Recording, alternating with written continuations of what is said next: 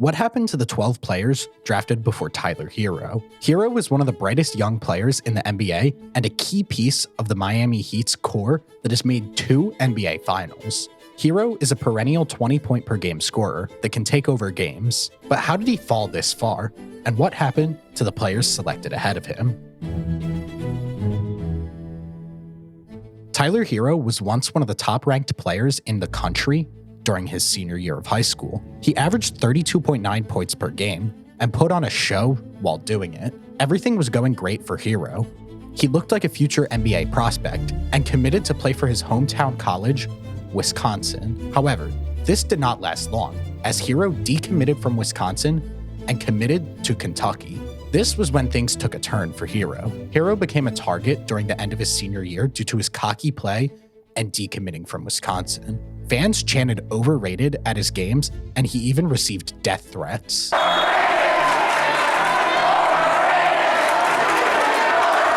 When Herro got to Kentucky, he didn't let the noise bother him and had a very solid freshman year, averaging 14 points per game, 4 rebounds per game, and 2.5 assists per game. Although, Herro was very inconsistent. In some games, he was on fire, and in others, he couldn't make a shot. Herro only shot 35% from 3 this season, which was concerning considering shooting was probably his best attribute. Scouts viewed Herro as a ball hog who had limited playmaking ability, and many thought he didn't have star potential. The draft finally came around, and all eyes were on Zion Williamson. Zion was one of the most hyped up prospects ever, and it was no surprise that the Pelicans selected him as the first pick in the draft. Since being drafted, Zion has had his ups and downs. When Zion plays, he's been amazing, averaging 26 points per game in his career, but the issue is being able to play. Zion has only had 1 season where he played over 30 games. Zion still has potential to be great, he just needs to stay healthy. Second overall, the Grizzlies selected Ja Morant. Morant, since coming to the NBA, has been one of the most explosive players in the league. Ja really broke out during the 2021-22 season, averaging 27.4 points per game and being named an All-Star. However, last year, Ja almost jeopardized his whole career.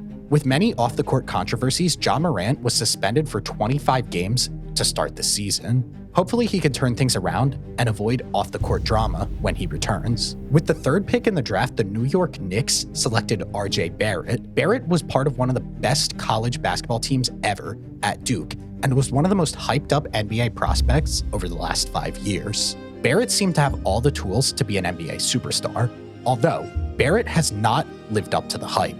Barrett has been a solid player and a good 3rd option on a playoff team, but has not been close to an all-star caliber player. Tyler Herro has produced very similar numbers to RJ Barrett through 4 seasons, yet on draft day, these two were not even considered in the same conversation. 4th overall, the Los Angeles Lakers selected small forward DeAndre Hunter from Virginia, who they swiftly traded to the Atlanta Hawks. Hunter was one of the best players on the University of Virginia team that won the national championship. Hunter, since coming to the NBA, has battled injuries and has not fully lived up to the hype. He's a reliable starter and a good defender, but he has not improved his offensive game too much since joining the league. Hunter's game still has ways to improve, and so far, Tyler Herro has been a much more impactful player. With the number 5 pick, the Cleveland Cavaliers got one of the biggest steals of the draft, with point guard Darius Garland. Garland was a mystery coming into the draft, and many people thought this pick was a reach. But Garland hit the ceiling of the Cavs' wishes because he has already been an all-star and one of the best playmaking point guards in the NBA. Garland, for a smaller player, has made up for his lack of size with incredible offensive efficiency and will be a great NBA player for years. The Minnesota Timberwolves traded up for the 6th overall pick, where they selected Jarrett Culver. Culver led an underdog Texas Tech team to the NCAA championship game and looked like he could be an elite 2-way player. Culver drew comparisons to some of the best NBA 2-way wings, such as Jimmy Butler and Kawhi Leonard. Culver's NBA career has not been anywhere close to the players he was compared to.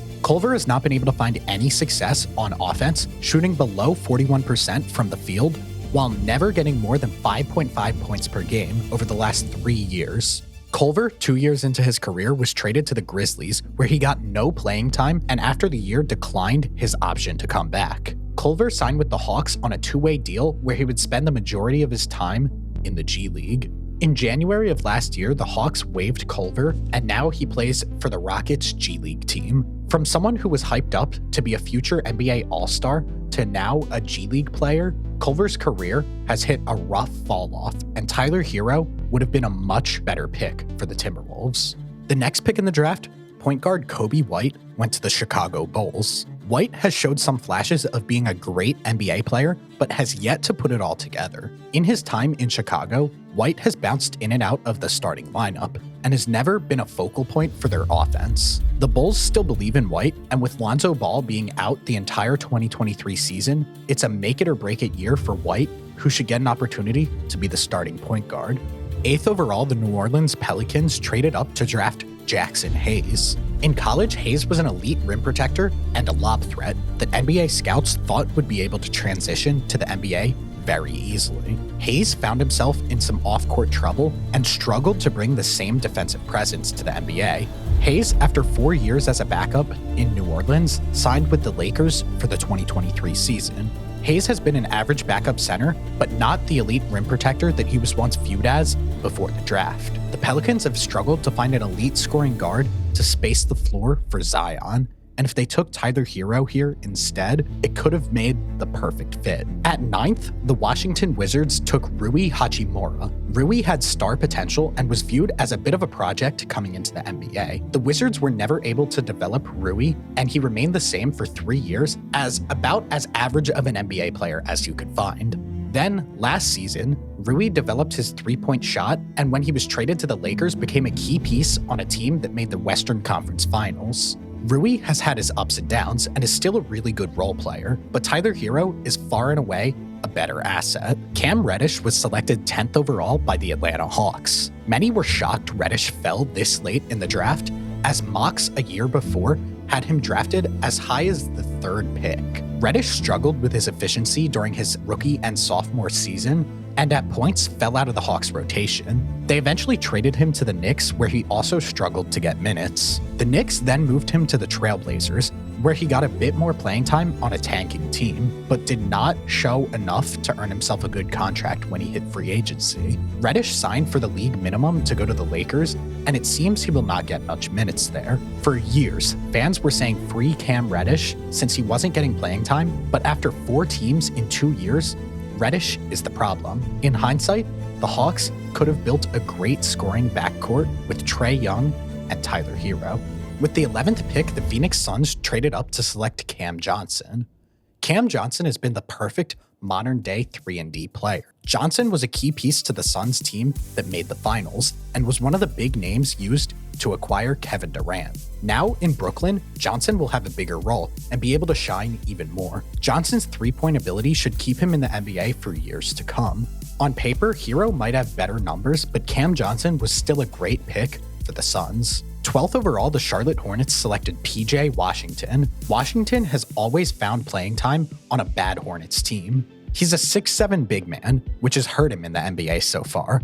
Washington is an average player, but he is likely not a key piece to the Hornets' future. If the Hornets took Herro, that would have made one of the most fun backcourt duos in the league.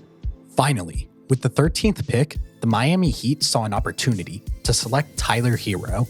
Herro has been everything the Heat have asked for. Herro is one of the best young players in the NBA, and in 4 seasons, he went from being a bench player to winning 6th Man of the Year to making 2 NBA Finals. It's crazy that 12 teams passed on Herro, and Herro has made them pay ever since. Herro with 2. Herro gets it off for the win! Yes!